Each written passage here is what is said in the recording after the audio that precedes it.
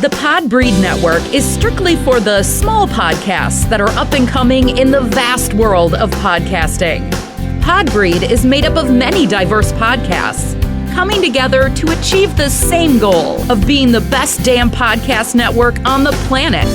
Find out more at podbreed.com.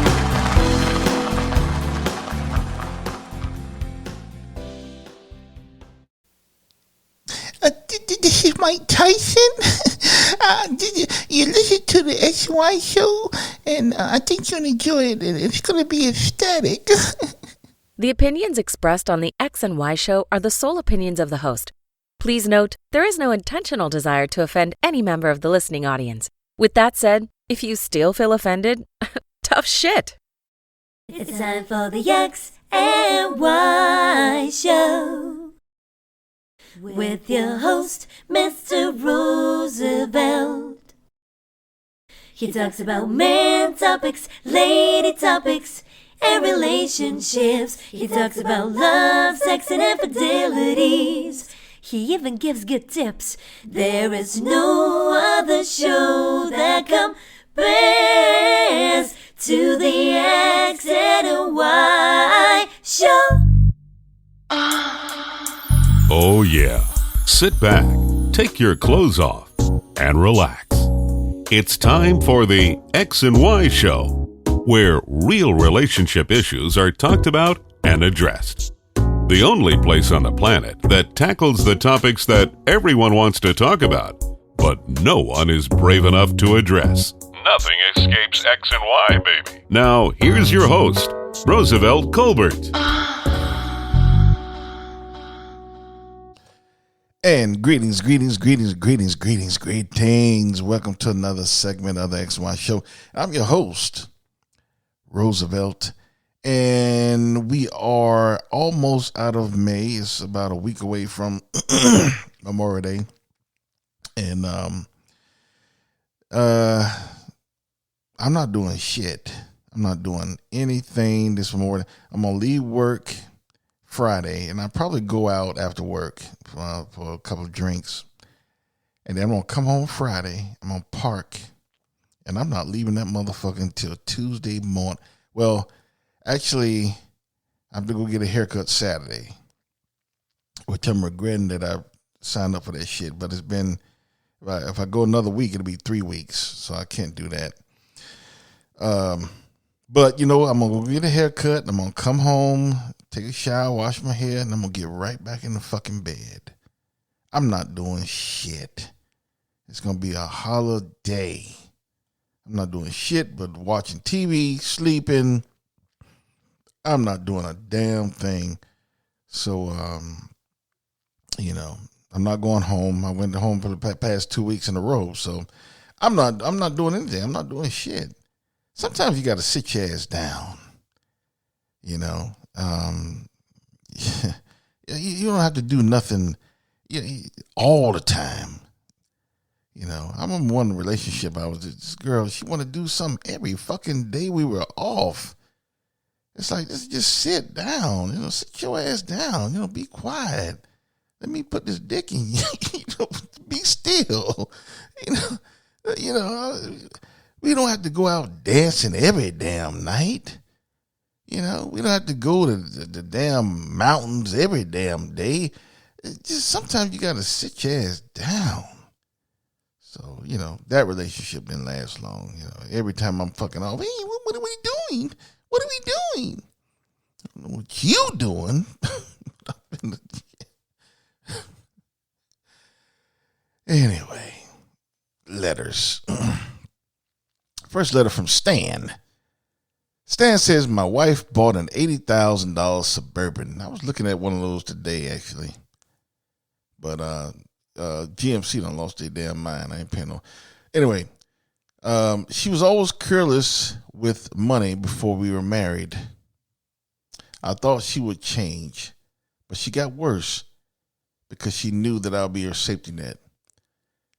She got laid off a couple of months ago. Now I have to make the payments on the Suburban, and it's really hurting.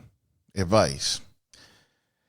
Well, Stan, I talked about this a couple years ago, maybe 3 years ago. It was a while back when I was talking about finances, and it's very important that you determine, this is some of the things that you should be looking at when you're courting. That's for the old folks or the new folks when you're dating. When you're taking a woman or a man through the hazing period to realize and to see if they are the one. So, I think if I remember correctly, I talked in that episode, you have to really be with someone who's financially responsible. And if they're not financially responsible, chances are, if they weren't that way before you were married, they're not going to be that way when you're married. I don't know why motherfuckers think because you say I do, that everything just changes. Like the person goes through a metamorphosis or some shit, it's the same motherfucker before you said I do, or before you jump the rope or whatever you do. They're not going to change. And if anything, they're going to get worse. So, Stan, this is your fault. You say your wife was careless before you guys got married. So you saw before you got married that she'll fuck up some money, and you still married her. So you fucked up. And another mistake is a lot of people say, well, she has her money, I have her money. That's bullshit. And when you start off that way, you're already starting off on the wrong foot. When you get married, it's not her money, it's not his money, it's our money. So many couples fuck up that way from the get-go. Well, he got his money, I got my money. Or she got her money, I got mine. No, motherfucker, it's our money. And as you're finding out, Stan, your wife got laid off, so you got to make the payment. So even though you didn't buy the Suburban, you still have to make the payments. So it's our money. This is why it's important when you have to marry someone who's financially responsible. If they're not financially responsible before you get married, they're not going to change. So, Stan, I feel for you, but I'm going to give you some advice. I think the other day, I think it was Walgreens or CVS, they had buy one, get one free, Vaseline. Go get some. And get ready to bend your ass over for the payments. Because Chevrolet getting ready to go up in ya. Ain't nothing you gonna do about it. Just bend over, don't scream, be still, and let Chevrolet have their way for about 5-6 years, whatever, your wife signed up for. It'll be over before you know it, Because your ass about to get fucked. Nothing you can do about it. You can't let the Suburban go back. Then your wife will be fucking mad at you. Then, y'all probably get a divorce. And who knows? She be around sulking. You let my car go back. How could you? So you got to pay for it. So you just got to bend your ass over for about 5-6 years. It'll be over before you know it. Don't resist. Just bend over. Chevrolet really gonna. You motherfuckers gonna learn to listen to me. Listen. I'm not telling you wrong. If you're with a woman or a man that is not financially responsible, do not fuck with them. You'll pay for it in the long run, as you're finding out, Stan, firsthand. So, buy one, get one free, man.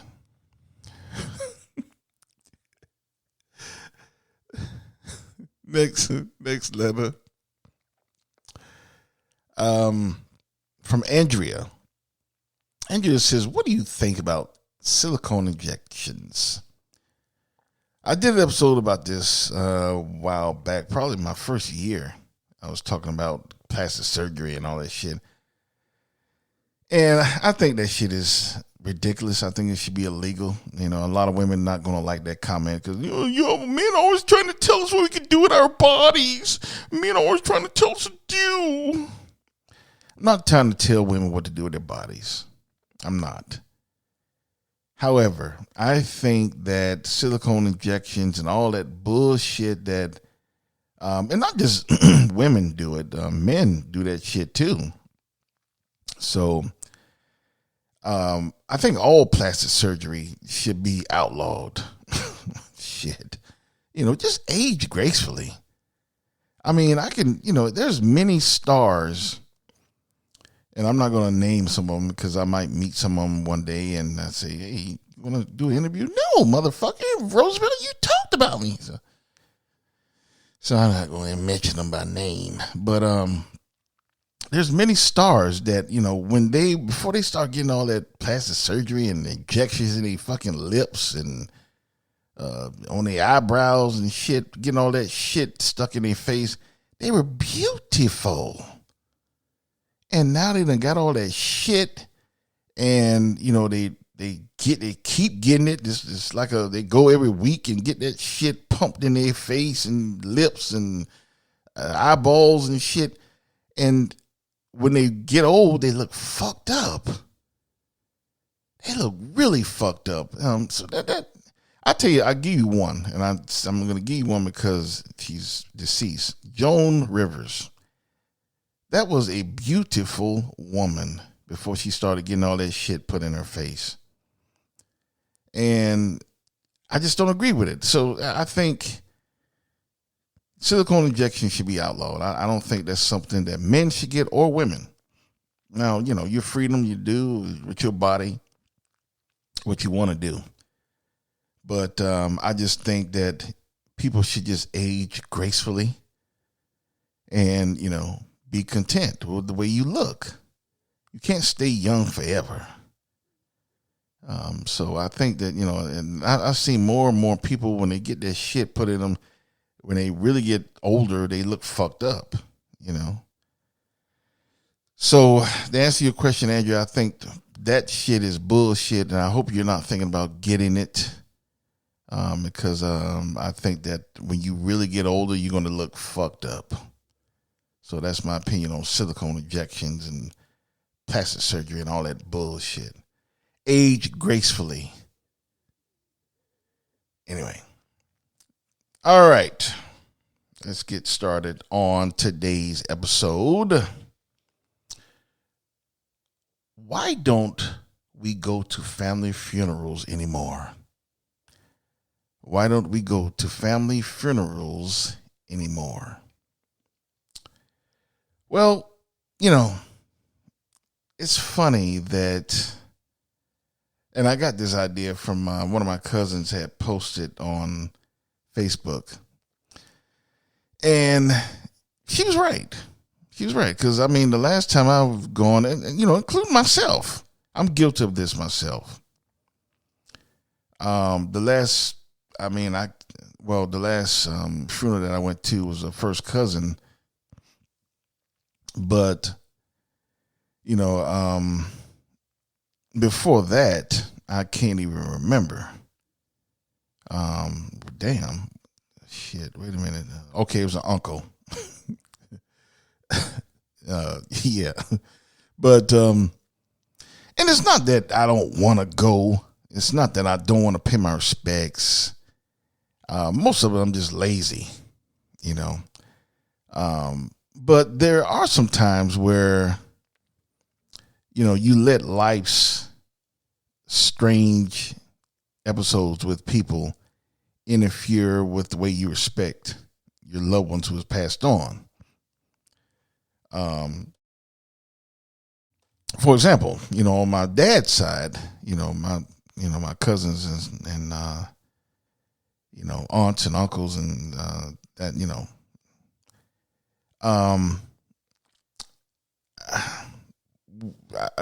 in my opinion, I wasn't as close with them, or really all my siblings weren't as close to them as we were with my family on my mother's side. And I'm not going to get into it, and as to the reasons, because it's none of y'all fucking business. But anyway, we just weren't as close. So I had aunts who had passed away, And I didn't go to their funerals, you know.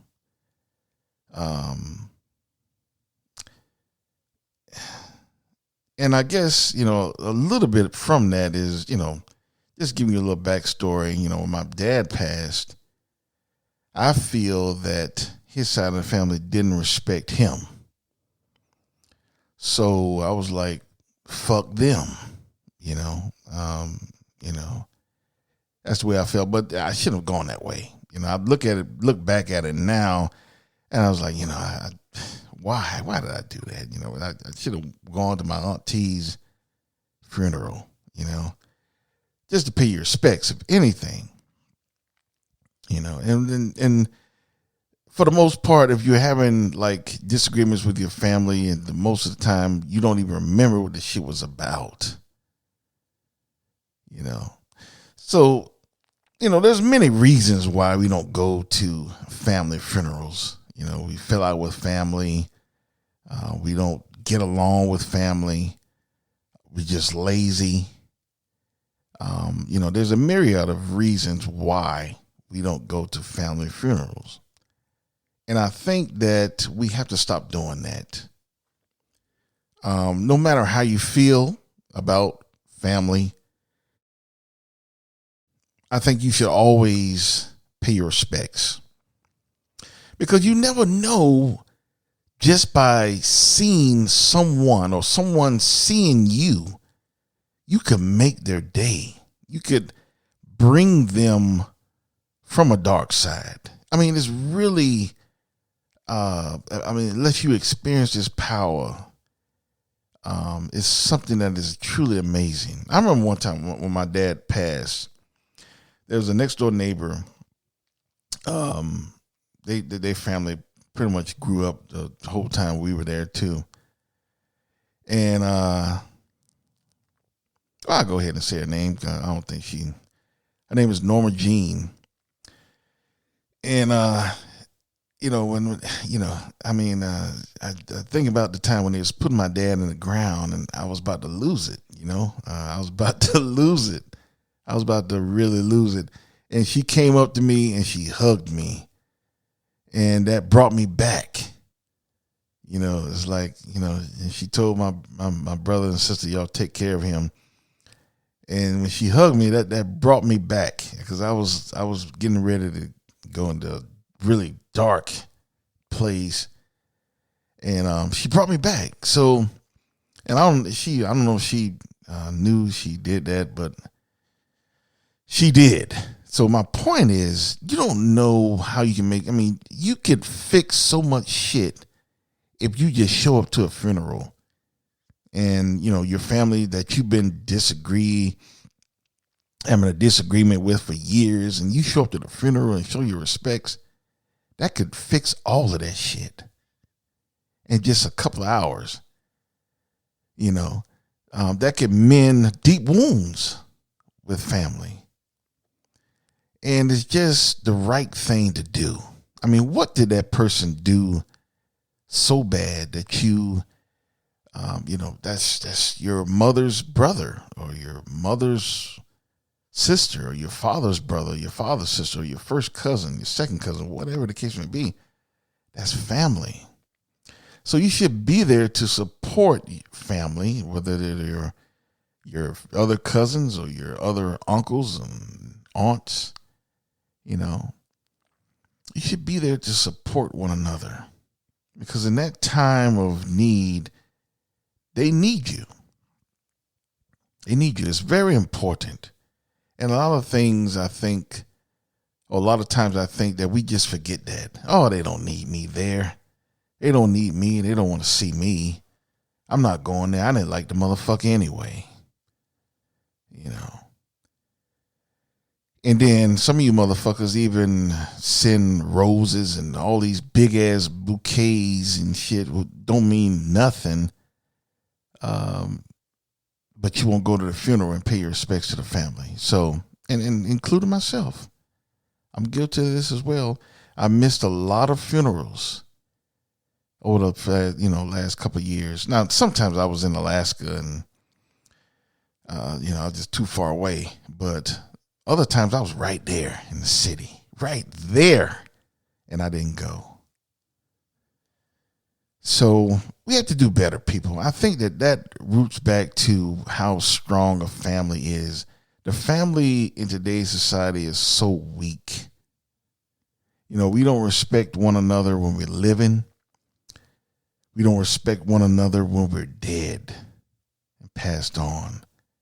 The family is so weak, and we have to get back to a point in society where we have stronger families. That's why society is so fucked up. Everybody hating each other. Everybody killing each other over bullshit. Everybody having wars with family members. And I hate that motherfucker. Your first cousin, your second cousin, and your uncle, your aunts. The family.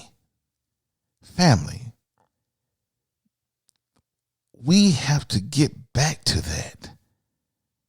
We have to get back to that because I think that is the only true way that society can be healed. It starts at home with the family. And we have to support one another when one of our family members go to the next plane. Just be there. Just show your face. I'm here for your cuz. I'm here for your auntie. I'm here for your uncle. It means a lot. Trust me. There are people that came to my dad's funeral that I did not expect. My sister's ex-husband came to his funeral. I was like, damn. And that made me feel better. He respected my dad so much that he came to the funeral. And he was living in Atlanta. He actually flew in for the funeral. So it matters, people. Trust me. How you can make someone feel by just showing your respect and going to their funeral or their loved one's funeral. Now, don't get me wrong. I know this is not a sugar-coated world. There's some times where that's just not a thing that you can do. Going to a funeral, it won't mend those wounds. Those wounds are too deep. The cuts are too deep. I realize that that's the case with some of you people. I do. But I think that with a lot of you people, it's not that bad. I think that it's still time to pay your respects to your loved ones. When your uncle died, go to the funeral. When your aunt dies, go to the funeral. I missed two of my aunts' funerals, my dad's sisters, because of bullshit that was going on between the way I felt, the way they acted when my dad passed. And don't get me wrong, they acted in a fucked up way. And I'm not going to get into it. I'm not going to get too specific. But yeah, they acted in a fucked up way. But sometimes you have to overlook things. Sometimes you have to forgive. And that's something that I'm working on more and more every day, learning how to forgive. And that's what we all have to do. We have to learn how to forgive. I'm not saying forget, but we have to learn how to forgive. And if you're a true Christian or you religious person, in every denomination of religious beliefs, there's something about forgiveness. So we have to learn how to forgive. We have to be stronger with one another and be a stronger family. So all I'm saying is the next time, and hopefully it'll be a long time, but the next time a family member passes on to the next place, don't just send flowers. Go to the funeral. Pay your respects. Whether it's an aunt, uncle, cousin, first cousin, second cousin, third cousin, pay your respects. Go and support your loved ones. Because just a lot of times you just don't realize just by seeing you helps out a lot. Trust me. Let's get back. Let's make families strong again. Hope you enjoyed tonight's episode. Be sure to check out my website and catch up on past episodes. And also, you can follow me on my social media. I'm on Tumblr, Twitter, Facebook, and Instagram. My website is www.thexyshow.com. There's also a store where you can buy a shirt on there, and you can take a picture, send it to me, and show everyone that you are a true X and Y-er. Be sure to check me out next week as well. I'm releasing the weekly shows. And be sure to always write in for any questions or concerns that you may have that you want me to answer. So, without further ado, I will see you next week, or actually later on this week. And I want you always to remember that you cannot have lust without X and Y. Later.